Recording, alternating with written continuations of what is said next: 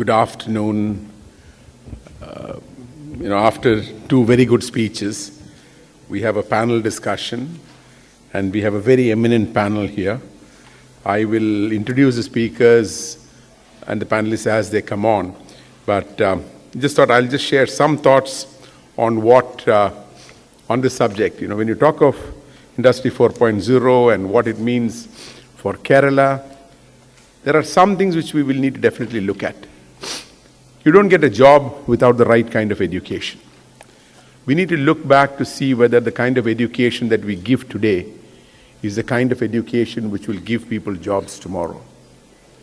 So that is something which I think is very, very important. I hope at some point of time we will discuss that in the panel. The other thing is that you're going to find that a lot of jobs that are there today are not going to be there in the next 4 to 5 years, which I think everyone knows. But the pace at which the jobs have changed is going to be 10 times what it was in the last 10 years.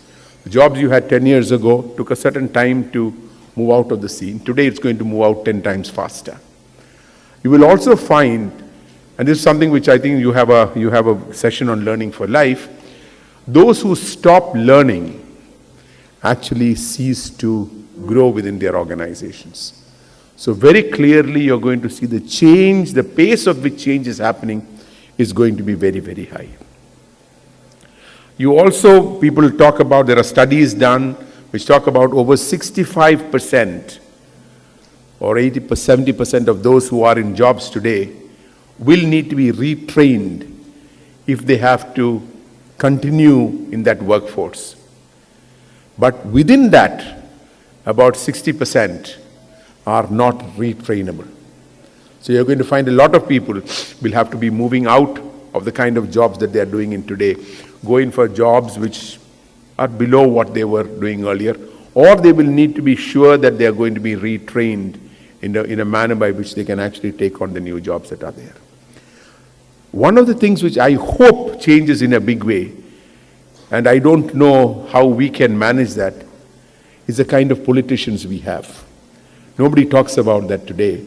But the kind of politicians that we have, really if they don't change, you're going to find that all the jobs that we create people for or we train people for will go outside of the geographies in which we operate.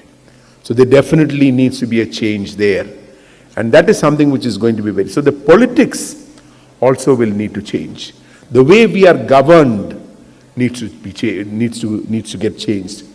Actually, we need less of government and more of governance. So these are some big changes which have to happen in the next 5 to 10 years.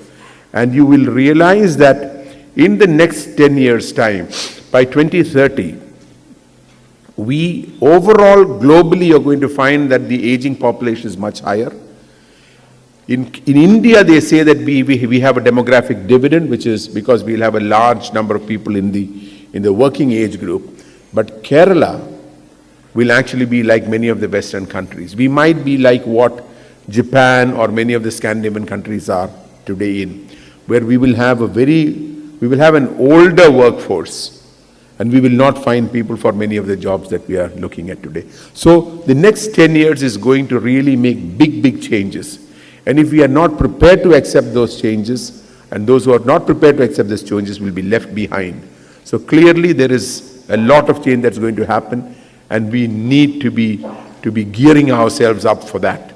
And I congratulate Trivandrum Management Association for selecting such a subject for this year's conference. Like I said, we have a very eminent panel, what I would call one of the most eminent scientists that we have today. Dr. Somnath, he's the director of the Vikram Sarabhai Space Center, VSSC, recently elevated to the level of Secretary to the Government of India by Secretary to the Government of India, which is something which is very rare to happen for people who are not within the Indian Administrative Service. I know it is part of the career that is there, but there are very few departments which are managed by the non-IAS people, and one of them is space, which is probably one of the reasons they do exceptionally well. He was earlier the director of the liquid propulsion system. A very long biodata. I'm just going to pull out very salient points from that. He joined the ISRO in 1985, straight out of the TKM College of Engineering, of which I also am an alumni of. A second rank holder. He did his master's from the Indian Institute of Science in Bangalore. But what I have, what's not there in the CV, a fellow of the Indian National Academy of Engineering, but what's not there in the CV, and which I think is probably the culture with which he's been brought up within the organization, which I have seen firsthand, is he's actually a hands-on leader. Okay, leaders who seems to be hands-on, who think that they're going to be only, and because you've got a lot of managers here, if the moment you think that you are only a people manager and you are not a hands-on manager, where you yourself do the work that is expected, that position doesn't exist anymore. So I've seen him as a hands-on manager when I had the opportunity to visit the Sriharikota launch station and to see a launch of one of our rockets. And I saw him hands-on. But what I liked there, and this is something which I tell many of the software companies with whom I talk to, Indian Space Research Organization and the Vikram Sarabhai Space Center have engineers who passed out from the same engineering colleges as most of private sector in the software industry has. But how come when we do things in the software industry, we say that we can do 80% first time right and 95% first time right, and there are bugs which will come up? And how come the same engineers who are paid a fraction of the salary that the private sector pays the software engineers actually are able to do things which are bug-free? Okay, and I was talking to him about it, and he gave a very interesting explanation about that some time back, saying that, if your car stops on the way, you can get down and you can call somebody to get it repaired. If the software stops, you can, of course, ask for it to be rebooted. But if something happens on the rocket, then you can't do anything, it's already gone. Okay, so the thing is that is the kind of thing which we've seen in him, and I'm very happy that he's delivering the keynote address today. An exceptional engineer, a great manager, and a very great leader. Let us hear what he has to say. One of the things I've done is we've said that he will speak for 30 minutes. The panelists will speak for about 3 to 4 minutes each, and then we will open up for discussion, because I think that's what the organizers want. So please. So good evening. Thank you for the introduction. And thank you for the opportunity to speak about an area, Industry 4.0 and impact on jobs. And with a focus on the job situation and vision for Kerala. Of course, Kerala is part of the world, so we must first look at the world.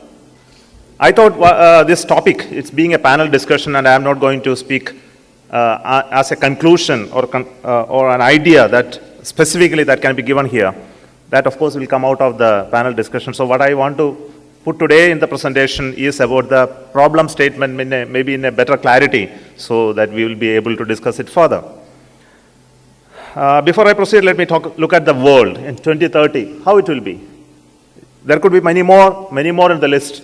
Of course, it is going to be a technology-driven world, data-driven. I think this is a new discussion. Everywhere we talk about data-driven. And we all know what is the meaning of it, but its impact of data-driven is slowly being felt in our day-to-day life. Some of you would have experienced it, some of you wouldn't have experienced it. Industry 4.0, artificial intelligence and compute power.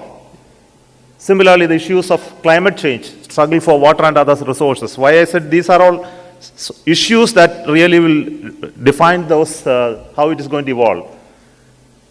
The another point is reduction in emission rates. Okay, emission means the pollution effects. Will it actually come down in the coming years? My prediction is that yes, it is going to.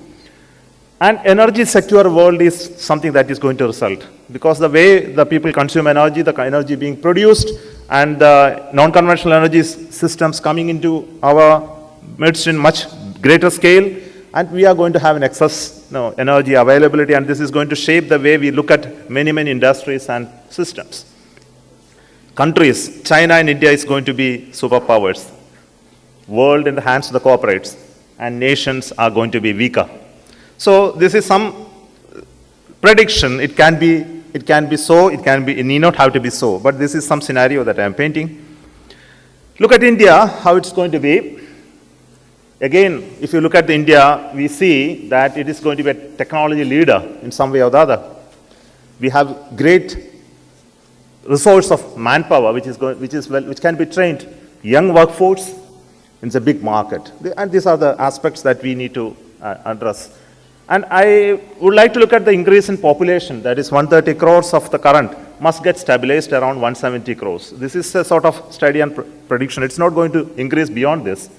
GDP, annual budget, and the export, they are indicators of the way in which we are going to grow in terms of the economy.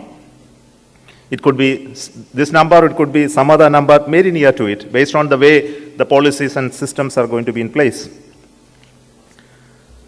We should also look at some of these points before we address the issue, the transformative technologies. I think this is the whole point. Let me elaborate some of them. I need not allow to elaborate some other topics. First, about the computers itself. I think many of you would have seen those computers coming the first time in our midst, and the way it changed our life and the industry, and the way it's going to evolve in the future is something that is very interesting to watch. You know, I use the word mind computer is something that, because of the lack of time, I'm not going to explain. Basically, the way we interact with computing systems and the way it is going to respond is going to change. Today, we have a system of input-output devices where human beings are going to key in some information, and slowly the keying has moved away to verbal communication or facial communication or even expressions. And there will be a time in which that we will be able to communicate from our mind, and we will be able to read it through our mind. So this is the time when computers will become an integral part of your existence, your body. Entertainment is something that is going to be very, very important as an economic activity.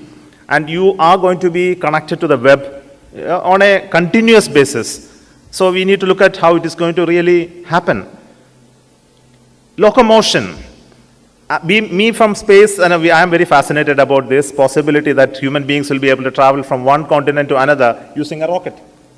And Elon Musk is proposing it, that he will do it using his Falcon 9, Falcon rocket, because that's the way he is proposing his big Falcon rocket is going to move people from America to Australia in just half an hour and make the next trip in another few hours from then, at the cost of a airline travel ticket.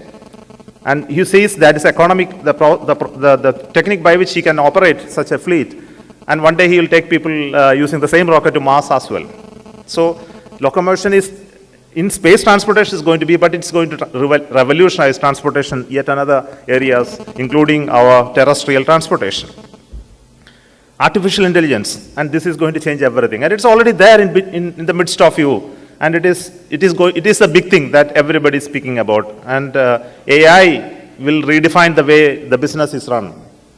Virtual world and the reality and dreams are going to get mixed up. And we will never realize, are we really seeing the real thing or we are seeing dreams?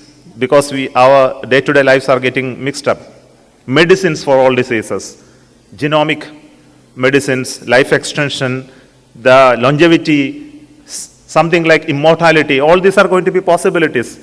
You must read the books which have come upon this area, because I am not going to speak much about it, because it is an area itself that worth another 1 hour of talk, so I am not spending time on it. But then slowly, the ability of human beings to understand the way human body behaves and then handle it in a way that the medicines can come. And it is going to be one of the important area where business is going to play a very important role.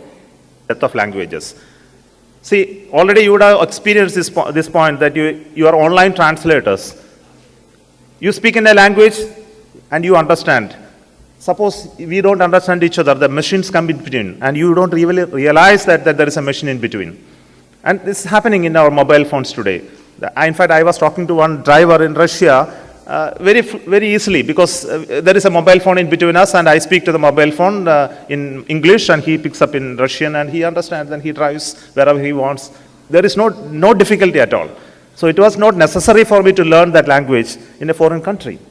And you just imagine that it's going to be further strengthened in the course of time, and there will be no necessity to learn any other language than your native language. And what is the meaning of it? that your languages itself will die one day, because there is no need to study new languages. Of course, the connecting language itself will vanish when the digital revolution really comes into us in a big way. Knowledge and education is also it's getting already revolutionized. The way we want to learn, the subjects that we want to choose, the techniques that we are learning, and it's slowly changing. And this must be understood by our educational system, and we should adapt to these changes. Nanotechnology is something that is very important. As far as engineers are concerned, so we understand nanotechnology has an impact in various fields: material technology, energy storage, medicines, medicine delivery, and so many areas. Transformations energy usages is something that all of us know, from the fossil fuel to non-conventional energy, the energy storage devices, etc. Similarly, the definition of wealth itself is changing. It is no longer going to be the money. It must be knowledge, it must be the awareness about the technology, the way to implement it. All these are going to be the source of wealth and not really the money power. And nations, which I already explained. If I look at the country in 2030, what do you really look for? First and foremost is our population. It must reach a stabilized level. I think an uncontrolled population is something that is very dangerous. Access to food, water, healthcare, education, employment, and especially in rural India. Minimization of influx of people from cities to from outside to cities to a manageable level and comfort that cities can exist in a way that can be managed. Agriculture production, sustenance, independent of climate change impacts and depletion of land and water. And this is very, very important. And much of our technologies and work of governance has to be directed towards this aspect. Access to modern technologies, to industries, as well as to the youth. I think these are some of the key demands of the India by 2030 and beyond. And now coming to our key topic, the IoT, because all these are really linked. The societal changes, technology progress, linked areas are all very, very important. We talk about IoT. IoT cannot exist in isolation. You can't tell that suddenly a lot of sensors are coming around you and it will feed quite a bit of data and it is going to transform the way. Nothing is going to happen unless the society is equipped to handle it. So all of you are aware what is IoT, and I don't have to redefine it, because ever since it has been introduced, it has been a point of great discussion. And today we talk about IoT linking itself to Industry 4.0. And we know the evolution of the computers. And currently we are talking about ICT in terms of the IoT, the Industry 4.0, the smart city, etc. So this is the basic topic that we are discussing today.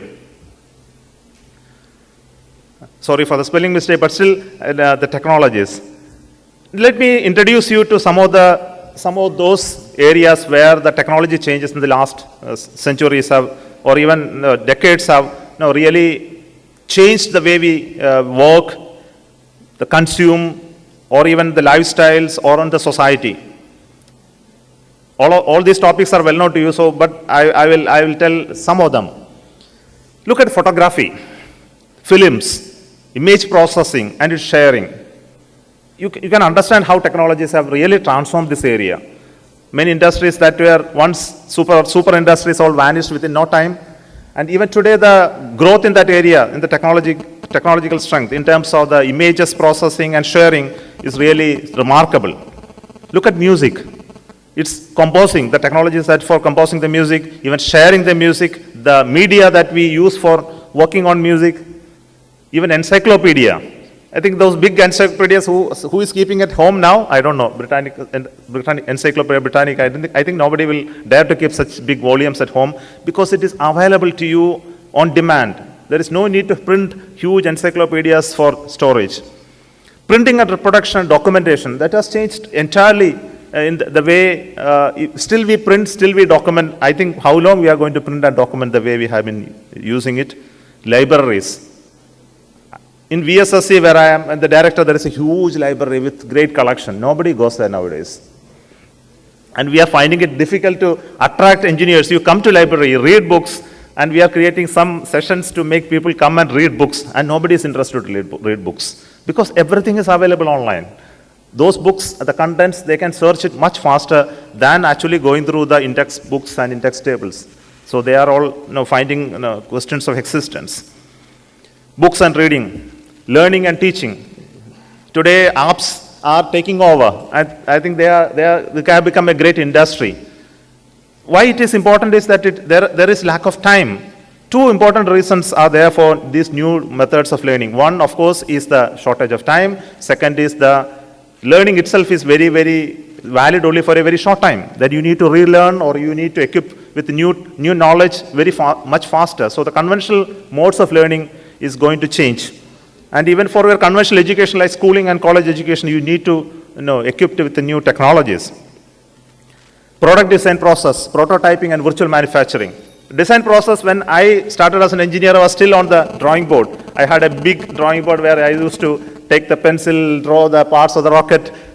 Today, it is all within no time. I think the design comes out with my engineers within no time. It used to be weeks and months before a design comes out. So even the virtual prototyping, manufacturing, etc., can be done using your system. Concurrent design processes are there, or of course you know. Even procurement, storage, warehousing. It's very important element in case of the manufacturing area, and all these have really become digital. Food and consumption habits, mobility, hotels and tours. I think they are something that we so much use. Health, medicine, medical data, security. I think all these areas, this technology has really, we are seeing it on a day in and day out. And when Industry 4.0 comes, I think those technologies which we know here, automation of the robots, simulation, vertical integration, horizontal integration, industry IoT, cybersecurity, cloud-based services, additive manufacturing, augmented reality, big data analysis. All inclusive is what we call it as Industry 4.0. So the fourth industrial revolution is based on data, and we need to collect the data. So there are systems that actually working, and this is slowly expanding to collect those data and analyze the data and make right decisions in terms to develop new sectors or even run the business. So this is the essential element of the Industry 4.0. So what is the ecosystem that is running here is the set of sensors. This could be an individual based or system based or buildings or industry based, and there is an intermediate communication processing of all these devices, real-time processing, archiving the data and making decisions about it. I also put here those waves that you are going to discuss about the first wave of the computer that came, then the second wave where the communication revolution really changed, and the third wave where we are now seeing interconnected smart cities and homes. I think it's all coming later. So the industrial revolution, what you are talking about is the fourth one. Okay. So where from the data comes for the IoT, for the IoT and also for the Industry 4.0? So we need to establish or we need to create the network of sensors. Even today, that's one of the important sensors each one you carry is a mobile phone. Your position, your preferences, your search data, your environment, all being captured. Similarly, the transport, city conditions, the weather conditions, the tariff data, the flight schedules. I think all this data goes into the data sources and on which the processing really takes place.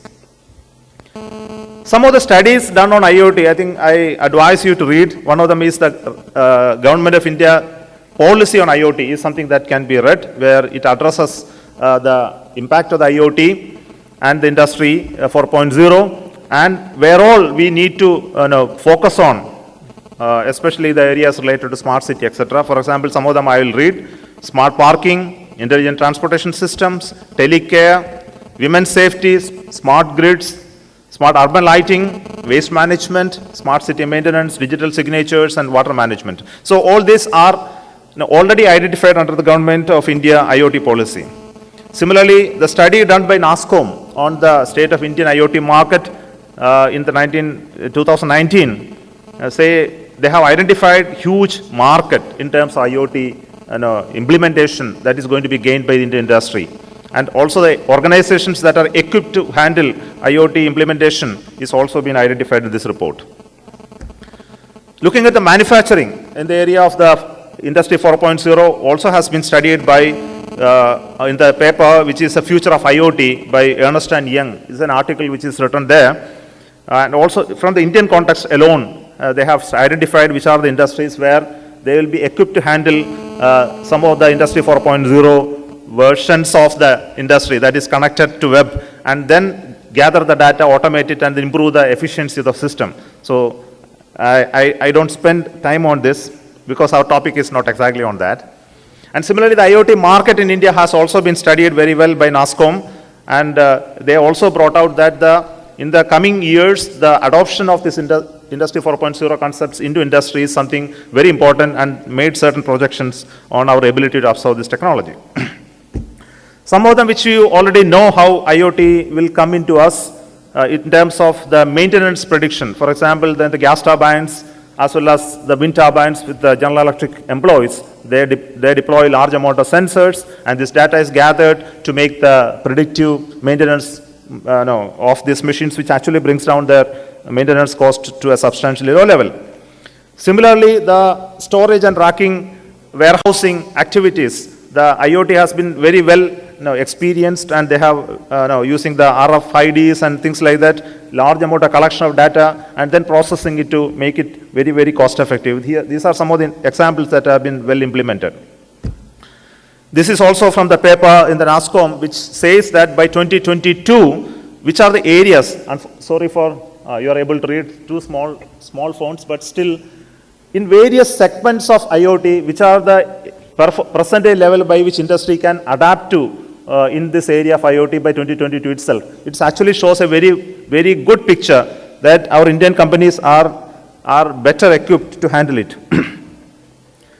Me from a space agency, I can't forget about how Industry 4.0 is going to impact the space sector. We see from a different context, from the context of manufacturing rockets, and also coming up using our Indian industry in a way Americans or Europeans are able to manufacture these rockets. As you know, in India, the primary space agency is Indian Space Research Organization, and we do not have a space or aerospace ecosystem in this country, and there is no industry who can actually handle rockets or spacecraft by themselves. It has been a declared policy of ISRO to hand over this knowledge to an industry and enable them to come up to a level of, say, McDonnell Douglas or Lockheed Martin or Boeing, and take up this job themselves and do it in India. This is something that we are dreaming, and towards this the steps are being taken.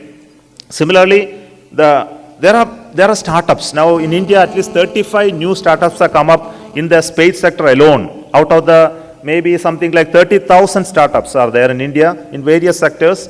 Out of that, 30 plus are 35 are in space sector alone. 3 of them working on designing of rockets, another 14 of them working on designing of satellites, and rest of them on the applications and ground-based applications and services.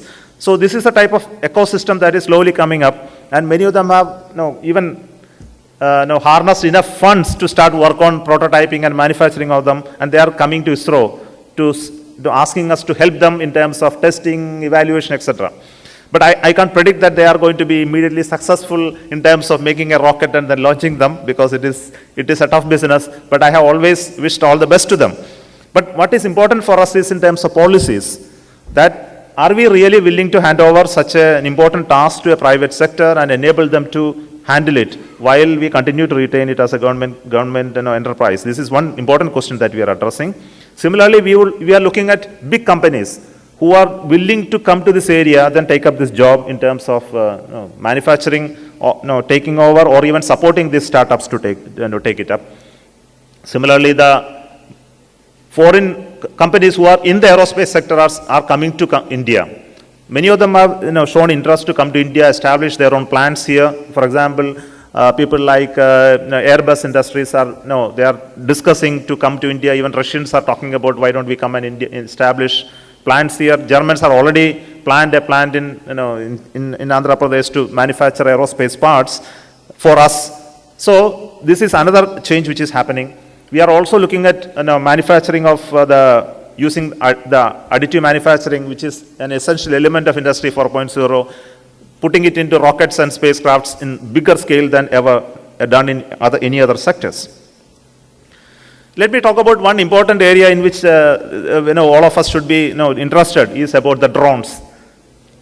How it is going to change the way various activities. We look at the communication, remote sensing, which is the aerospace, people's work, satellites work, and it can easily replace many of these activities in terms of communication with a swarm of drones.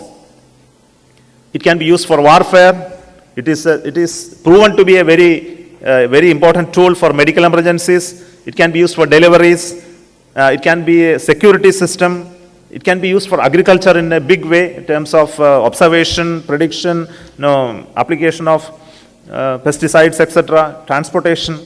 So the drone technology is going to evolve in a big scale in the coming years, and this requires monitoring and control. It will be artificial driven, AI driven, and another technology is the energy requirement for such drones. What type of batteries and drive systems are needed to run this, and who will control all of them? When thousands and millions of them are going to fly across, who is going to control the traffic? So, and ISRO said that we will do it, and we will monitor them, and we will control them, and we will regulate them. This is some business for us also. So this is another Industry 4.0 opportunity for ISRO. But this opens up a big area for many new ventures for creating applications under this. Now coming to the impact on jobs, of course, all of you know that whenever a new technology revolution takes place, a new area comes, it is job area that is getting disturbed. But the point here in Industry 4.0 is that the new jobs that are created are much in excess of what is going to be lost. So this is the type of prediction that is currently available, but the type of job that is going to be entirely different. So maybe some of the examples which I'll show you later. Here again, what we need to understand is not for reading fully, but only to understand the stable roles, new roles, and redundant roles. I think this is something that is coming out of the NASSCOM report also, that some of the job positions that are going to be there in industries, companies are not going to change. For example, managing directors and chief executives. It's not going to change even before with Industry 4.0. Some of the key areas like robotic specialists and engineers, energy and petroleum engineers, chemical processing engineers, risk management specialists, information security analysts, none of them are going to change. But some of them will remain in the similar job positions with new roles. For example, the data analysts and scientists, people and cultural specialists, client information, customer service workers, service solution designers, new definitions of these jobs are going to come. But large number of them are going to be lost. For example, drivers, car, van and motorcycle drivers, bank tellers and related clerks, lawyers are going to lose their job. Data entry clerks, many of those activities will cease to exist in the system, and we need to have people who are skilled to handle the new roles in the Industry 4.0. Now let me conclude my initial talk by only highlighting some points related to Kerala. And as our moderator Jayaraman sir has already mentioned about the climatic situation as well as the political corrections that are needed, something very important for us. Considering the social and political map of Kerala, we need to debate the following. I think this is worth debating as a point for discussion. We have comparatively an educated youth, but they are less skilled. And they have a reluctance to dirty the feet, but they have likeness for blue-collar jobs. I think this is something all of us realize. And there is a higher social equality demanding higher lifestyles and wages. Many of the industries who wanted to start with the low-wage workers is something not going to succeed in this part of the country. And they have a very good flair for learning tools in IoT. There is an availability low capital for high investment industries. Non-availability, I made a mistake there. It is a non-availability of capital for high investment industries. And socially, we have a small family and the thrust on education and spending. So this is something is really a business opportunity for some people. High awareness of health and healthcare and the spending corresponding to that is also important. And if you want to look at the job market in Kerala, we need to prepare people in the following areas. One is skilling in hardware and application tools. In both areas in Kerala, people are really good at. And we have to use the pervasive use of digital technologies. And you will also see that the use of mobile and mobile coverage is something one of the highest in this Kerala, and very easy to adapt these digital technologies in our midst. And institutions to impart fast learning and certification. And this is something that we are lacking. the number of institutions that has to come up to offer courses which are adaptable to these technologies, and it must be done 3 months course or 6 months course. You will be able to go there and get a valid certification that enables people to take up new positions and jobs. We should also look at small enterprises and places where we can go and do prototyping. And if an idea comes out amongst youth, they don't find a place where they can go and create something and test it out. So this is another difficulty that is faced by people in Kerala. They have to go to Bangalore, Hyderabad, or many other places to do a prototyping of any hardware. And we also should look at in terms of industries and job creation in the area of technologies for value addition in agricultural production, healthcare, service delivery, and entertainment. And if you really look at any other modes of engineering industries, is something which is very difficult to sustain here. And here in Kerala, the focus should be on environmental friendly industries. So these are the points which I think in terms of job creation, we can address from my side. So that's all I have. Thank you so much. I mean, quickly, just to sum up what he said, actually he took us through a very interesting journey. He took us to the world in terms of what it was, it's going to be in 2030 and beyond, what India would be, the kind of technology leadership that we would give there. He talked about the big transformation technologies that are going to come in, what India will be needing to do, what India will be doing there, the influence of technologies that is going to have. He talked about Industry 4.0, what it meant. IoT, in a big way, he covered that. Talked about the global scenario, what India is going to be having there. Smart manufacturing, another big thing which was important. Talked about drone applications. One of the interesting things that is there, if there are potential entrepreneurs in this group, a lot of potential entrepreneurial ideas would come out of the base, that discussion that he had done and what he covered. Talks about the job changes that are going to happen. And then he concluded with Kerala-specific things that we should be doing. So thank you very much, Somnath, for that interesting keynote, which in a way sets the trend for the discussion over today and tomorrow. And like I said, we have a very eminent panel, and I'm going to request the panelists to sit down and start the discussions from the seat itself. Dr. Saji Gopinath is the first panelist whom I'm going to invite to speak. He is the director of the Indian Institute of Information Technology and Management, Kerala, which is now Kerala's digital university. He's also the chief executive of the Kerala Startup Mission. Earlier, he served with IIM Kozhikode as a dean. He was the director of TAPME. He's worked in several universities within the country and outside. He's a gold medalist in mechanical engineering from CET Trivandrum. Did his post-graduation and PhD from the Indian Institute of Science and has been trained at Harvard and Yale. Several awards, the TIE Ecosystem Award that came a Management Leadership Award. But I think the big role for him is the new university, which he is heading, and the startup mission. And you have about 3 to 4 minutes to close. Thank you. Good afternoon. I think I'll take from where Mr. Somnath has left. As he has rightly pointed out that if you look at the history, we always have technologies which has actually made changes. So we know that when first industrial revolution happened, a lot of jobs get disrupted. Then you have second industrial revolution when automobiles came. You have horse riders lost the job, and then automobiles came. Now, why we are speaking about Industry 4.0, there are two challenges which is important. A, it is coming in a very short period of time. There is an economist, Norman Peary, who actually mapped the S-curve of technology, we call, when the technology get introduced and when the technology matures. So if you look at first industrial revolution, it took almost 180 years for the technology to mature. So it has got that much of a time. When you look at Industry 4.0, the time period is as less as 5 years. So this is a challenge. In 5 years, the technologies, most of the technologies which he showed is going to come in a big way. But how is it relevant for us? So I always used to give this anecdote. Think about a world when JCBs were not there. All of us are familiar with JCBs. Think about a world where JCBs were not there, and think about how much manpower was required for 1 hour of JCB which does it today. And which means a JCB has disrupted a large number of physical labor. Now think about a JCB which is going to disrupt the cognitive jobs. The jobs Keralites are very much interested in.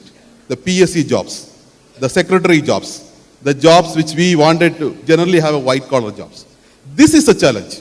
The challenge that just like a physical labor got disrupted in industry 2.0 or 3.0, the industry 4.0 is actually going to come and disrupt the cognitive jobs, which is what we generally like to go. Now the question is, again going back to what he said, just like a JCB disrupted a jobs, it also created a huge amount of jobs. You have good roads, you have newer buildings get built in a very short period of time.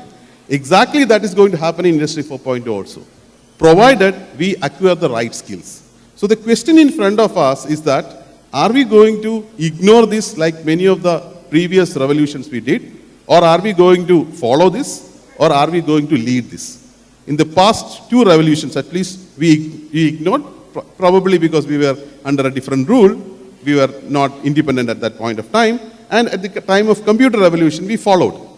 Now, at least in the context of Industry 4.0, we need to take a leadership role. And that is basically where we need to ask the question whether our youth is been equipped to do it or not. In the introduction, Mr. Vijayaraghavan has raised this point, whether people who have been educated in a particular way, are they able to really take it to this level? The answer, unfortunately, is no. Because if you look at today, next world, if you wanted to capture any of these things, you need to have the typical dichotomy of knowledge and skills being separate has to go. The new world requires in a short period of time people with both skills and knowledge. Our education institutions are in an endless debate on whether they have to give knowledge or skills. And this is a challenge. So we used to say that the way to solve this is something which Harvard brought in a recent, I think after 2008, they brought out a new model for education.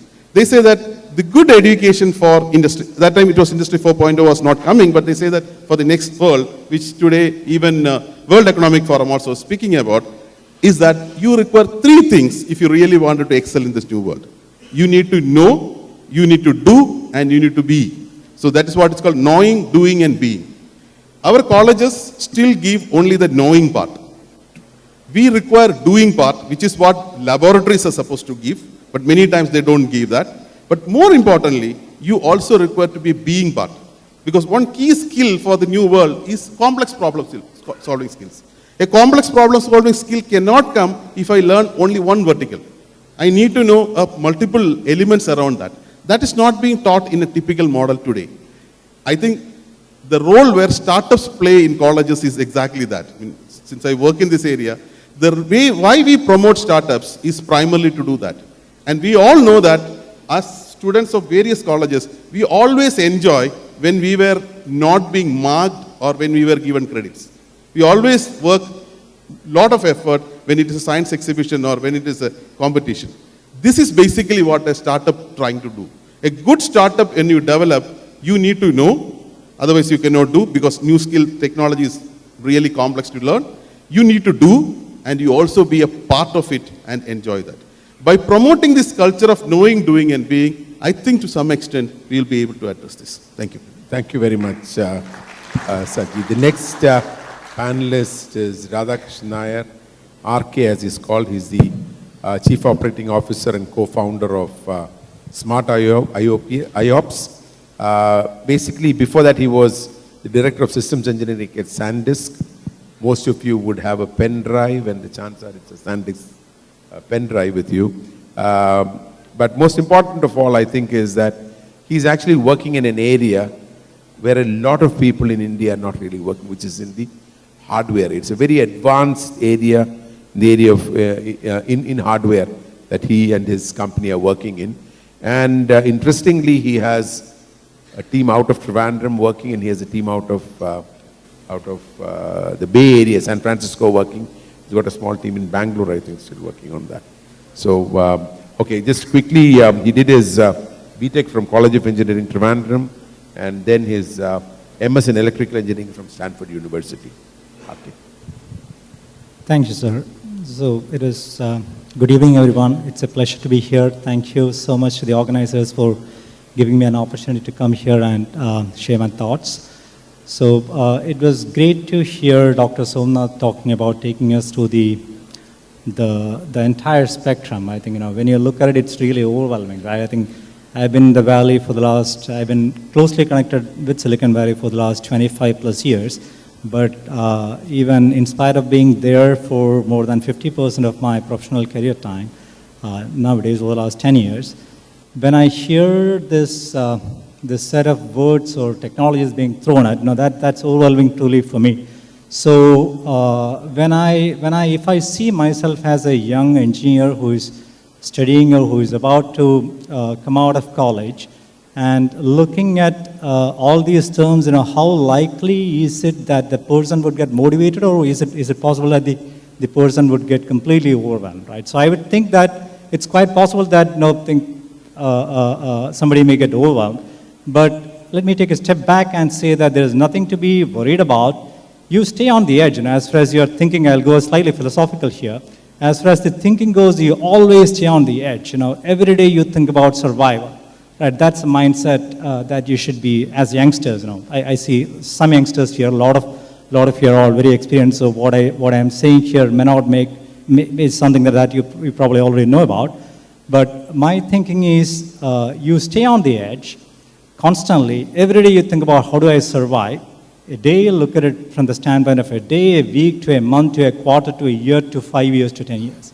So, let me just take a step back. So, Dr. Somnath spoke about the industrial revolution, and Dr. Saji spoke about the durations. The first industrial revolution, I think estimates are anywhere from 80 years to 100 years. It lasted that long. It was driven by the steam engines, the railroads and all that. It's primarily from about 1760s to about 1840s, about 80 to 100 years.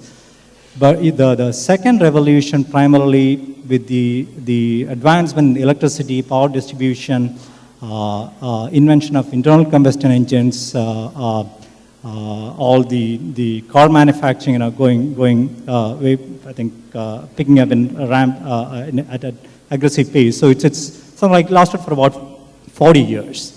Now comes the next wave, the third wave. It's driven primarily by semiconductors. Semiconductors, computers, invention of the transistor, I think in the mid-1950s. From there, Fairchild, Intel, all these companies started aggressively pushing the transistor to build components. Start with memories to simple computers to advanced computers to whatnot. So thousands of companies were born in that time frame, focusing on semiconductors. From semiconductors, it went to semiconductors. The chip is good, but then people can't use chip. You need something that's very simple, that's user-friendly. Somebody has the courage to go dig deeper into really understand what really happens to an interrupt at a chip. And I'd be very, very glad if somebody is in the audience who knows about, who wants to think about it. I'd be really, really happy to talk to them. So that's a kind of thinking that you have to get into, right? Don't stay as young engineers, don't stay at the superficial level. Pick one topic, two topics, three topics. As Dr. Saji Gopinath rightly said, the problems that are there, a lot of the problems that are there right now, and a lot of the problems of the future will require multidisciplinary skills. It's not going to be one skill that you want multiple skills. I would definitely say a little bit of arithmetic, a little bit of science, a little bit of logic, a little bit of problem-solving skills. All those are going to be very, very important to be able to quickly pick up a new subject when that is thrown at you. You may, as Dr. Saji Gopinath said, the pace at which things change will happen will be quite fast. Now, that's the way every generation feels. Every generation feels that I really went through this, this change that happened. The life changed almost every day, every year. That's how it's going to be. That's how it feels. When you look back, it would look as if it's going to be slow. So now coming to the last generation, that the Industry 4.0. So it started somewhere around 2010, 15. I think there are arguments. Now, how long would it last? Now, maybe 20, 30, 40 years. I was recently attending a talk by Chris Gopalakrishnan, the co-founder of Infosys. He thinks that's going to run till 2050, 2055. That's another 40 years. Now, look at the population that we have. The young population who are ready for work, less than 30, about 300 to 400 million people. So over the next 40 years, think about the kind of opportunities that these 30 crore people, 300 people, or to 400 million people are going to have. What kind of skill sets should they be picking up? Now, take a step back. Everyone talks about AI, machine learning, and all that. AI, we have seen the impact of mobile phone on us over the last 20 years. Almost each one of us has experienced it. How it used to be, how good it used to be in the mid-90s to how sophisticated those have become now. But I don't know to what level people understand the impact that AI has had in the last 5 years. The impact has been phenomenal. And it's going to even accelerate. It's going to affect a lot of businesses. It's going to bring a lot of opportunities. And I think as Dr. Saji said, or Dr. Somnath said, it's about 800 million jobs that are estimated to be created. Now, let me just quickly wrap up. So, as youngsters, job seekers, what do you need? The ability to adapt, the ability to continuously learn, the interdisciplinary skills that you need to develop, and all the soft aspects, being able to work in a team, being able to comprehend difficult situations, difficult problems, and then have clarity in thinking as an individual, as a group, and to come up with the right solution. Thank you. Thank you, okay. The next panelist is Sudhamani. She's the former Associate Director of the Center for Development of Advanced Computing. She worked in Keltron and ER&DC before that. She's presently the Chief Consultant at the e-health project of the government of Kerala. Actually, the e-health program is probably one of Kerala's most important IT programs which are going to impact the population in a big way. Sudhamani, please. Thank you, and good evening to all of you. As discussed by the previous speakers, the inevitable march of technology is bringing a new wave in the industrial revolution, which will greatly impact, which is applied in all fields of life. I would like to talk to you about how this industrial revolution, fourth industrial revolution, is affecting the healthcare sector and its impact on the jobs in the healthcare sector. I have been working in the field of healthcare for last 20 years and have direct witness, first-hand witness about the power of technology that is affecting how the healthcare services are provided. I might be biased when I say this, but I anticipate healthcare will be one of the most socially impactable outcomes of the fourth industrial revolution. Rather than going to hypotheticals and drawing assumptions and getting some statistics from the international by Googling it, let us look into an ongoing project. Many of you might not be aware of this, but a beautiful and a huge project, as Sir told, which transforms the way we access healthcare in Kerala, is underway by the Department of Health and Family Welfare, Government of Kerala. The project is called eHealth Kerala. It's a cloud-based system that captures the vision of one person, one electronic health record for every citizen of Kerala. This means that whenever you go to a doctor, you don't have to carry the paper records. The entire medical history will be accessible for the doctor, including lab workups, medical images, and medical video files, etc. eHealth is actually the first initiative in our country towards an integrated, cloud-based, and centralized hospital healthcare solution, where the public health management system, which is very strong in our state, and where preventive care at grassroots level is managed, and the hospital management system are fully integrated. Actually, the Government of India funded for this project with the intention that it can be successfully implemented in Kerala, and after that it can be replicated in all the states in our country.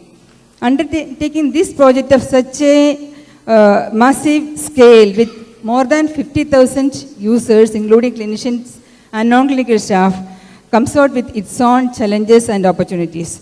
However, the project has now arrived at a sweet spot with its depth and breadth of technologies used, right from setting up a powerful, highly redundant and reliable IT infrastructure set up at all the 1,300 government hospitals across Kerala, and which is linked with this state data center, and developing software for the different types of hospitals, and also coming out with building the algorithms for automated systems. And these two with a deep focus on security and reliability of the health data. For example, in this project we are using blockchain technology and Aadhaar Vault to keep our health data safe and secure. Also, in collaboration with CDAC Trivandrum, Regional Cancer Center Trivandrum, and Regional Institute of Ophthalmology Trivandrum, the project also features the use of artificial intelligence and machine learning technologies for the automated detection of cervical cancer, breast cancer, and diabetic retinopathy using the digital images. As I was telling earlier, it's a very important project and the impact is going to be quite high on that. Just quickly to get into a discussion mode on this. If you look at this crowd here, and I'll start with you for a quick response on that from what your experience that you have. Is that when you look at this crowd, you can divide them into, and I would say about 50% is above 45, age 45, and the other half are below that number, maybe more in the the 20s to 30s kind of a thing. What are the big two things that you think those above 45 should do? Two things that those above 45 should not do as we go forward. Somnath, you want to start? And then we'll go back to. So it is what above 45 should do and above 45 should not do, because they are actually the ones who are managing things today. Yeah, this is a point here. I think this is a very tough question for people above 45. I think I should only talk about the story of Einstein, because he believed that he can find new theories even after the age of 45, but he never could. All his discoveries and the great findings were all before he was, his age crossed 25. After that, he couldn't ever find out anything new. He only improved or moderated in such a way that it appears more better to people outside. So that's all, that's all possible for human beings. And there is a limitation in human behavior or structure that the real innovation ability is only at the younger age. But then the older age people has another ability, which is to integrate and understand those brighter people and then bring those ideas together to create something new. I think that is what they can do. So people at the age of 45 are really good managers who can understand others, who have an ability to spot those talents. They can bring them together. So for that, what the skill they need is mostly people skills, and also to understand the technology growth that is happening, which they would have already passed that, and they may not have the ability to gather, harness, or skilled in that area. It's never going to be possible. So, but at least you need to understand many segments so that you will be able to appreciate what these people are doing, and so that they can put together and then create something new or manage something new. So that's all they can do in 45 plus. But those who are above 45, don't try to learn and believe like Einstein. That's the only thing that I advise. Saji, you work with a lot of very young people, both at the institute and in the startup mission. What's your thought on both these? What should the younger people be looking at doing, and even more important is not doing? Yeah, younger people. Yeah, let's. The younger people are more wedded to the technology, and they only see technology. That is actually the biggest challenge. They don't see the larger picture many times. Now, India as a country has got large number of problems, and each of the problems is a huge opportunity. But many times we see people will tinkering with the technology, they will just keep on polishing the cannonball, not seeing the larger picture. So that is something I think the younger people should look at, because you have every solution has an exponential solution and an exponential market. That is something. I also say about Talk about the 45 45 plus. plus. Anyway. I think you wanted to say. Yeah, I something, want to so say go that. For the people who are above 45, I think you have a lot of personal wealth. You should also start investing in the startups. Because, because why I'm saying this is, the country needs more innovative solutions. And the innovative solutions, in fact, Mr. Somnath was speaking about the startups in space sector. And many of them are doing very interesting things. And they actually need support from people who are senior. And that is, and both mentoring from the business side as well as investment, something which can support.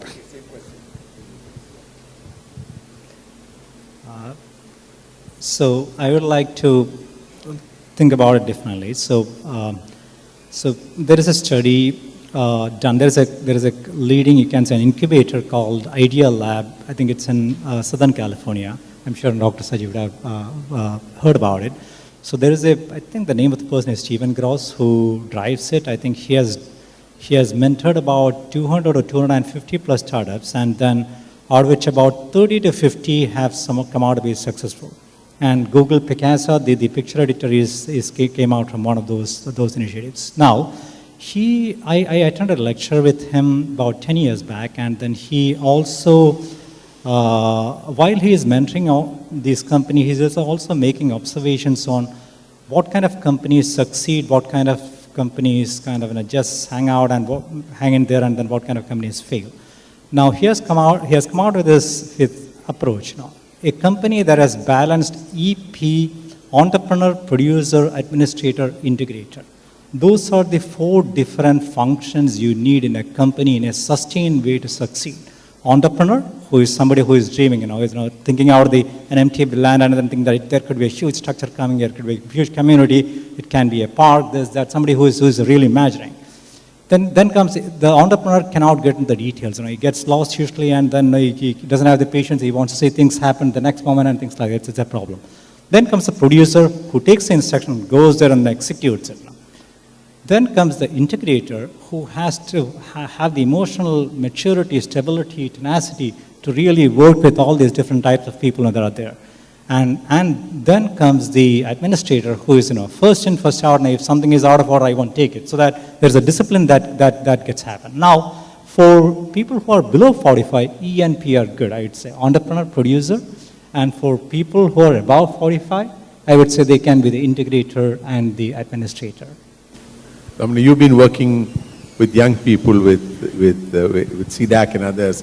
A lot of young people in this. Today, when you're working in the health sector with the e-health, you're meeting people at all age groups. Okay, so what are the kind of big changes that you see happening? Because trying to get doctors who've never used computers to start using it, especially in government service, are there any challenges that you're facing in technology implementation in this sector?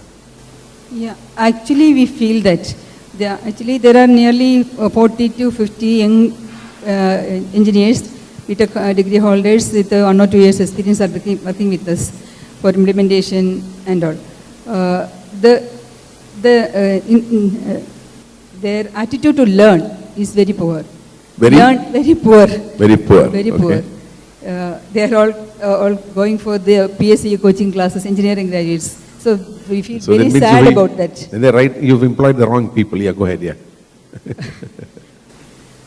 That is for field implementation and all, but if they have an interest, if there is a learnability and if they have an attitude to learn, they can be posted into better jobs. But what we see is some of them are there, but nearly 70% of them, they do not have that attitude to learn. Actually, now this is the age of advanced technologies. If they have that attitude, they can sustain only if they have the reskilling and upskilling is the requirement of this time. Somnath, next question for you. This is, again, something which whenever I meet you, I keep asking. Quality, okay? At ISRO, there is zero compromise on quality. How do you get your engineers, including when you were an engineer and then you grew up within the system, how did that culture of quality come in? Because somehow we have a problem, when you if you really look at it in terms of its Malayalam, kodapilla, adjust cheyyam. Okay? That means, you don't mind if there's a slight problem, you go ahead with it. Or, typically, oh, parvale, Tamil, or you say. So that is a kind of thing. How do you make that, how did that big change come about? And what are the lessons on that? Briefly, which, many of the managers, young and older managers here can actually take from you on that. Yeah, first I want to tell that the concept of the quality and its impact on our success was not understood originally by the organization. It came through hardships, through failures. So when the failures occurred, then we went into it and then realized that there is an element of this problem. That is not paying attention to details, not working to get the quality, and not having the culture for it. I think this was realized maybe in 80s. And it actually created mechanisms to improve it. What is a mechanism to improve quality? If you really ask, it is a culture. I think I want to tell you that the quality is simply a culture, that you want to do it the right way. This has to be understood by the fresh engineers who are joining the organization. So how do you really do? We are very nagging people. I think this is one quality that we have created in the organization. Very nagging. You won't listen and then just leave it until you are happy or satisfied with it. This is one quality. With regard to a design, you will go on asking questions. In one level, it will go to the next level. It will again come back with an additional set of questions, and you need to answer all of them. This is point number one. Even if there is a deviation, even if you want to clear, you will create a mechanism that there are second level, third level, next level. There are people sitting there, maybe junior to you, who has a power to question. And we have broken the hierarchy in terms of clearance, basically to ensure that anybody in the system will be able to question it. And this questioning cannot be ignored, because it will get recorded, and once it is recorded, you are responsible for it. So this type of organizational culture we have created. Of course, you need to talk about it. You need to talk about the story of the car and the aeroplane to people to understand the psychology of working for getting the good quality in the first time. We face problem with industries, quite very big problem with industries. It's not with the engineers alone or technicians alone. You subcontract items to industries and they do mischief, because we are not standing there all the time. Many a time we get items with substandard quality, integrated, hidden inside and coming, and we become revealed only when it is tested or taken to some extreme levels. This is a big area for us to ensure that every system done by somebody is cross-checked and verified. I want to tell you that quality is one of the biggest bottleneck in Indian industry to go to next higher level. It remains as a big bottleneck, because a culture to ensure that you are doing it right is still not there. It's still not there. Though they say so many things, they go away, but the ground reality is very bad. The problem, one of them I want to tell you at this moment, it's important for people who are working with technicians and things like that. If somebody makes a mistake in an industry, engineering industry, he gets a firing and he may probably lose a job. In ISRO, if somebody make a mistake, he will be promoted as director. And I am sitting here because I made enough of mistakes in my career. And through that, we learned and became stronger. So I used to tell industry people, those who are making mistakes and they have the courage to come out and tell, sir, I made a mistake and this is what I did. It is more valuable than actually hiding it and then saving your skin for that day. I think this is important message that we give to everybody. Dr. Saji Gopinath, an excellent points that you brought out, and I think it's learnings which everyone can take. The new digital university, what is its contribution going to be in the way forward as far as Kerala is concerned? The new university, the digital university, is primarily focusing to create the talent for the digital, what we are speaking about here. And that requires, it's not that people are not good. It's primarily, many times our systems are so rigid, it does not allow people to do the way they want to do. That's one difference digital university is going to bring. It actually brings multiple type of flexibility in addressing the new areas as such. And we already have a limited success in the Kerala Blockchain Academy, for example. And we have seen that when the emphasis is more on learning rather than teaching, you actually make a difference. So that is one thing which we are primarily looking at. And the point I mentioned earlier, the difference between skill and knowledge, which is currently being done by two different entities, we try to integrate that. So these are two key philosophical changes which we are trying to bring. The other thing is, digital world is also an area where quite a bit of research, non-technical research needs to be there. Because you have not still discussed about the sociological aspect of the new world. So we have a school of digital humanities primarily focusing on that. So basically an all-rounded education, but giving the challenges of the millennials and the learning patterns of that, that is something which we look at, and looking at focusing exclusively on creating the talent in the Industry 4.0. Okay, quick question to you on, and maybe a quick response. Everyone was after software, okay? During the time when you were with this, etc. And whenever we look at startups, I know Saji now has several people who are looking at hardware and non-IT related things, but you've gone into a very, very complex, advanced area in the area of hardware. Okay, it's not really hardware, it's much beyond that in terms of storage and a completely different thought process. What motivated you there? I mean, I know it's a big story, but what motivated you? And what do you think that the younger people here should be looking for when they're looking at a project that they want to do? Or an enterprise which they want to do? So there is a, so people talk about passion, right? So passion is something that is important, but it has to be sustainable. For it to be sustainable, there has to be a financial basis to it, right? So in the case of, as Mr. GVR said, so what I'm working on is a high performance storage system using flash memory, and the fastest flash memory based SSD, solid state drive, is being in the world, is being designed from Kuravankona. Right now, we started the design, the development about 7 years back, and now since 2019 December, NASA has been using it to do CFD, computational fluid dynamic simulations, to simulate their rockets. So I need to talk to Dr. Somnath to see if there's a business opportunities there. But when I started the odds, so I was telling my partners in Silicon Valley that I'm going to be doing it back in India. Okay, Bangalore. I said, no, not Bangalore, Trivandrum. Why Trivandrum? No, I am from Trivandrum. I know some people there, some seniors are there, I can get their guidance. So that's important. Having some seniors who will guide you in a certain way, that mentorship, to guiding your thoughts, Mr. Suresh Babu, Mr. GVR, all of them have helped me.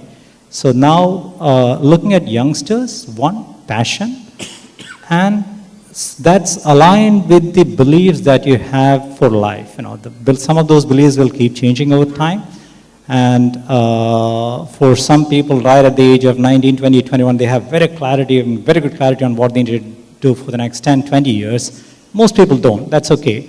But as you develop that clarity, go after those values that you believe in, and look for projects that will that aligns with your value, and then see if that's the interest that you have at any given moment of time. Will that stay as is 2 years down the line, 5 years down the line, 10 years down the line? Because typically a startup, the probability of success in a startup is only about 5 to 6%. In the Kerala context, I would say it's probably 2 to 3%. I would say only 2 or 3 out of 100 may succeed. Now, you had to have the staying power. You had to have the, so look at it as a 1 decade journey to do a startup. If you do have that in you, find the right partners who will be with you for a long time. That's from a philosophical standpoint. From a practical standpoint, go for something called as founder vesting. You don't want to start a company and then see the founder leave after a year or two. You want to have the founder stay with you for 5 years, take all the pain. So the founder also gets the stocks only at the end of those 5 years. That's important from a business standpoint. Very good. I will open up for questions, and I say very clearly questions, very brief questions.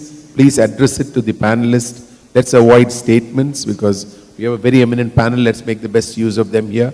About 10 minutes is what we will set aside for that. So if you could raise your hand, I will just quickly say who you are, your name and organization, and somebody will get a microphone. You have microphones which will come to them. Talking about the fourth revolution, and presently what's happening is there is a huge change going to come in the fuel system of automobiles on the roads. Now petrol vehicles and diesel vehicles are going to be obsolete, and we have got to come in with the new power generation for running the vehicles. And this huge money has been invested into all this. Now how this transformation is going to take place, can you tell your own visualization of this huge changeover? It is likely, it is going to be a reality soon. Very soon it's going to be a reality. You are all in the field. I'm an old man who is about going to be 80. I'm going to give a quick 80. It's a quick response to that. Yeah. You know, when the petrol consumption comes down and the cars which are being sold today come down, the impact on Kerala is going to be much more than this, because we are actually taken a lot of loan thinking that we'll pay it back from the tax and the petrol cess. Okay, we are going to have a big problem there. Okay, Very big problem. But on the technology side, I have some thoughts, but I would request one of you. Whom would you like? Saji. Anyone? Saji. Anyone? Saji, if you could just respond on that. Actually, if you look at two important things which is going to make change. One, you have seen that a large number of millionaires don't own cars.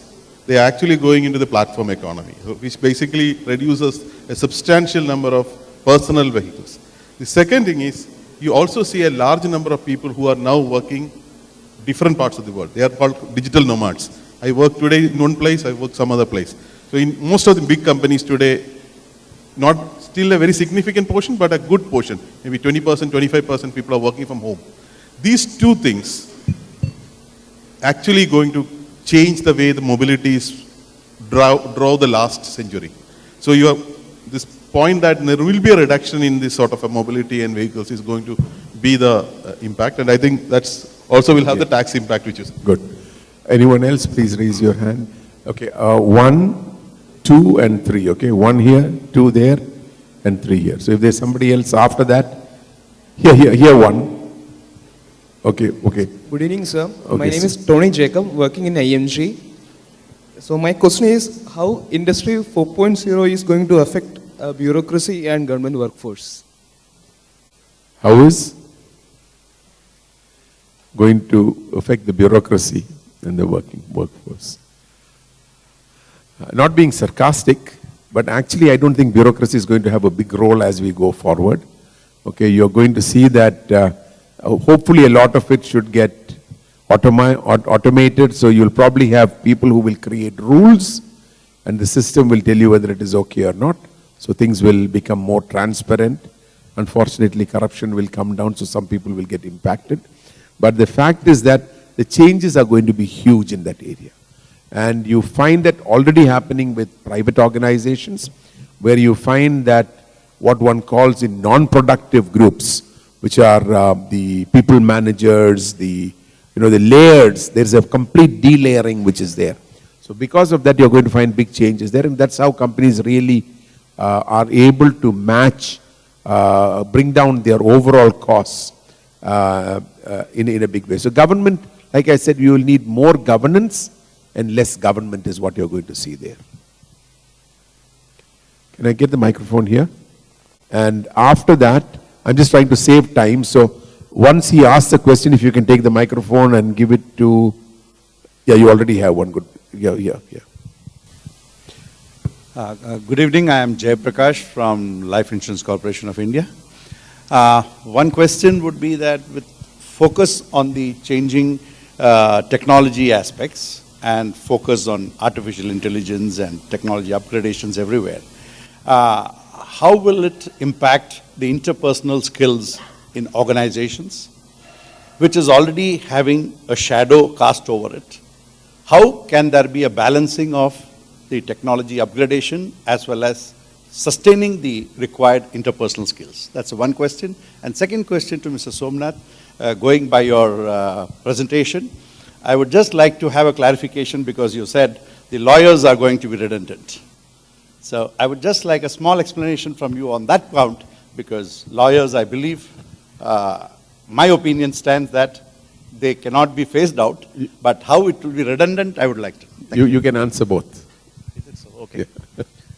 On the first part, answer is on the lawyers. See, if you analyze what the lawyer do, then you will understand get the answer already. I am not telling that entire set of lawyers are going to be removed, but the one which does much of the routine part of the lawyer's job may not be required. For example, you need to have a huge database of information related to the previous case histories that linking to your present litigation to the earlier records. No, a very intelligent connectivity can be made on entire records, assume that is available. Then the ability to memorize, yes, I remember that case of 1947 is not needed. I think you would have seen in movies, no, somebody suddenly brings out that data and then it changes the course of the story. To create an affidavit, I think this can be better done by a computer than by a professional lawyer. Today's already systems are there. The softwares are already there in the market, which is capable of creating an affidavit for a particular case. So slowly the computer systems are gaining the ability to understand the requirement of a litigation or the role of a lawyer, and it is able to advise a client on the way they want to proceed with this case. Even to that extent, there are softwares now in the market. So it is definitely a possibility that those who have an edge over these computers may survive. But those who are not going to have that edge over those softwares which is able to handle the routine lawyer's job may not survive. We thought then astrologers will have a job, no? No, astrologers are still there, but then computer softwares to predict everything is still there. So, and doctors, I didn't add the name of the doctor because Dr. Sahudola is here, but then they are also going to be redundant because already the ability to diagnose diseases and then recommend medicines are better handled by computers than even human beings, because when she is ready with the artificial intelligence on all the data records and able to predict even a disease, the imminent disease, that is the role of a doctor which used to be done earlier, which is going to be done by the software. So those jobs which requires the routine are going to be eliminated, but the jobs requires certain skills. For example, an operation can never be eliminated. A lawyer which creates that ingenuity in a particular case can never be eliminated. I think that's how it should be seen. The first one was on the interpersonal skills and things like that. I have a very different take on that, because generally people say that in the new world, people have not much of a connection. But I believe that people actually trust each other much more than the earlier past. Because if you look at, we trust a driver who we don't know because others have rated him. We go to a hotel which we don't know because others have rated him. So if you look at, maybe in person we have not linked, but in a global way, we are actually much more linked today. I am ready to share my data in Facebook where somebody else is going to look at. So, and you can see a lot of advantages of that, whether it is Quora or whether it is many of the things where people actually started sharing. Now, how within the organization itself is going to be defined completely differently. We think about organization as one specific space. That's actually now changing. It's going to be an organization dissolution, which they say. Smaller organizations, then collectively coming together, freelancers coming together, and then create a larger organization. So that is my personal take on that. But I think there are different views on that. Yeah, good. The next question there, and then can we get a microphone here after that? Sir, I am Krishnadas from Vikram Sarabhai Space Center. Sir, my question is, see in Industry 4, here the role of planning department, because many of one simple example I have to tell, from North Kerala to South Kerala, presently very minimal trains only available. Similarly, from Trivandrum to Tamil Nadu, only one train only. Even we are talking about the Industry 4 revolutions. So the role of planning department also coming to a play. So that... Well, from what Saji just mentioned earlier, you'll find people will not need to travel to do work. Okay? You'll find a lot of people will not need to travel to do. I'm not saying that you don't need roads or you don't need transport, but a lot of the travel will get avoided. But at the same time, the planning department as such, okay, it's not really the planning department. You will need to have people who will think about what the state needs to do 5 years, 10 years, 25 years. Not what I do till the next election, but what the state needs about 20 years from now, 25 years from now. That kind of thinking needs to come in. But that cannot be done by a department. It will have to be done by groups of people who are looking at the future of the state or the future of the country. That is how it will happen. Then you will need people who will try to make that into understandable plans and then try to see how that can be executed. So that's what I said, the change, you're going to see a big change in the way you really see governance happening. And even companies will do that. So you will not really have a planning department within a company. If you really look at the old companies, all had planning departments. So you will not find a planning department. Earlier you had a personnel department. Today nobody talks about a personnel, they talk of an HR, a human resource development department, okay? So you will find that kind of a change happening there. Yeah, please. And anyone else who wants to ask a question, we will stop with 2 more. The next microphone can be given there before you ask the question. Yeah, please go ahead. I'm Shinil Sebastian, faculty, Marine International Institute of Management. I have a question regarding, so you said job market is changing, nature of jobs are changing. So in this scenario, how we can equip the young graduates? As all of you know that our university system, or universities are following the old method of question teaching. is understood. How do you equip young graduates to take on the challenges in the period ahead? I would like, maybe you should, Saji say something, Somnath can say something, and then I want Subramanian also to respond quickly on that. I think we should actually encourage them to learn by themselves. Today, there is enough and more resources available for them to any time. So if something is out of syllabus earlier, you say that you cannot study. That's not the case here. The best professors in the world are available for you. You are almost free, unless you want a certificate, it's free. So what colleges should do is actually make sure that people actually create that, facilitate that learning, and also to create that, the model of, I think Honorable Governor spoke about that, like how do you make people learn to learn? Yeah, nowadays, there are a lot of online learning platforms are there. They can use those learning platforms to learn the advanced technologies, where they get the very advanced courses from universities like Stanford, Harvard, and professors from there. So that can be utilized. Online learning system are there, but still the problem it is, as Satish sir said, it is I think that's done. Let's just pass it on, okay? You responded to that, please. Next. Somebody here. Yeah. Sorry for doing that, but I just want to conclude with this question. Yeah. Good evening. I am Sajit and I am working with Travancore Titanium, a public sector of Kerala state. So I want to know actually how these public sectors, means titanium is a conventional industry. I mean, it has a conventional process and everything. How it is going to get influenced by industry 4.0? I would like to know. No, this is going to be a very huge problem. Primarily coming out of the issue of relevance to the current needs of the system.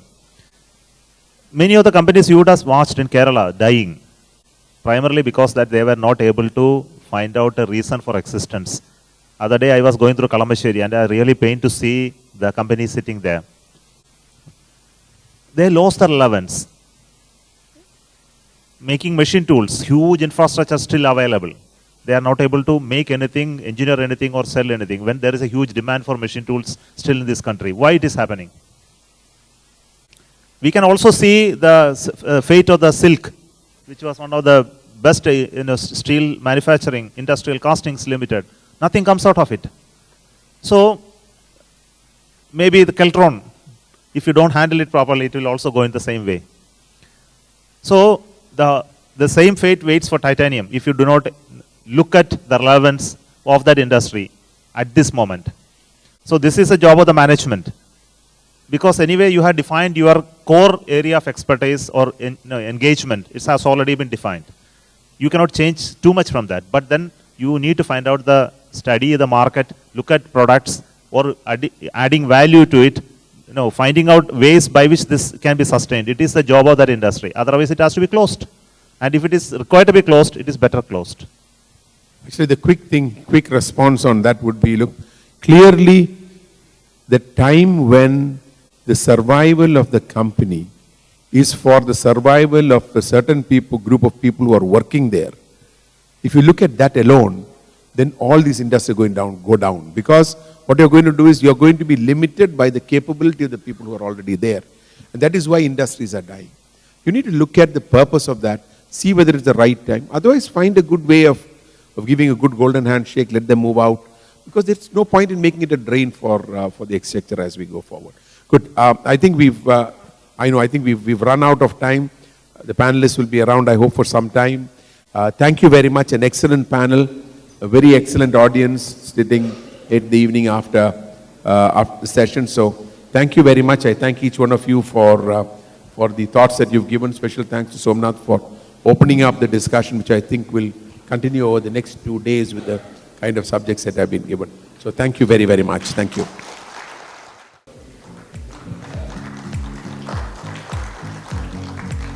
And to the amazing panelists, first of all, to Sri Somnath sir, may I request Sri Vijay Chandran sir, the past president of TMA, to present him with a memento.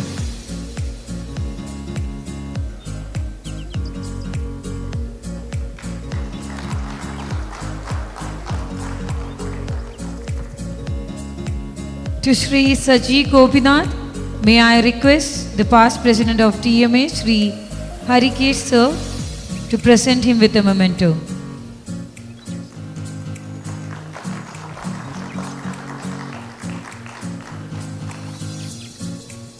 To Sri Radhakrishnan Nair, may I request the past president of TMA, Sri Suresh Babu, to present with a memento.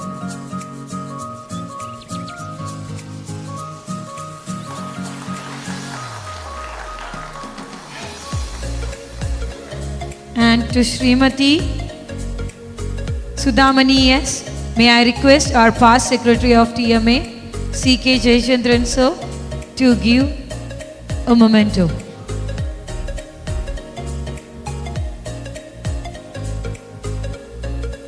As a token of love and gratitude from TRIMA 2020 team.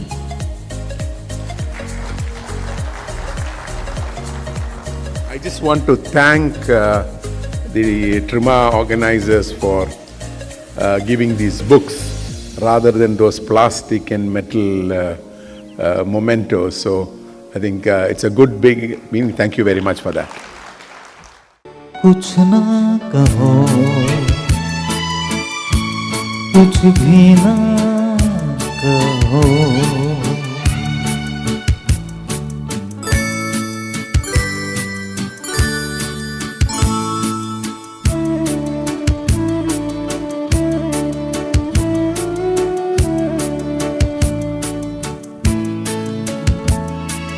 कितने गहरे हल्के शाम के रंग है झलके, पर्वत से यूं उतरे बादल जैसे आंचल ढलके, कितने गहरे हल्के शाम के रंग है झलके, पर्वत से यूं उतरे बादल जैसे आंचल ढलके, और इस पल में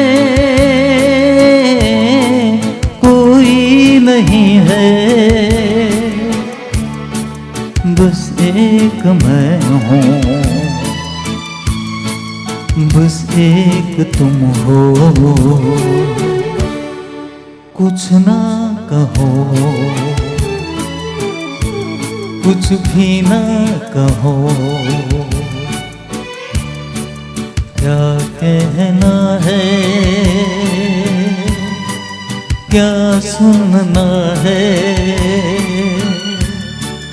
मुझको पता है, तुमको पता है। समय का ये पल धमसा गया है, और इस पल में कोई नहीं है, बस एक मैं हूँ, बस एक तुम हो।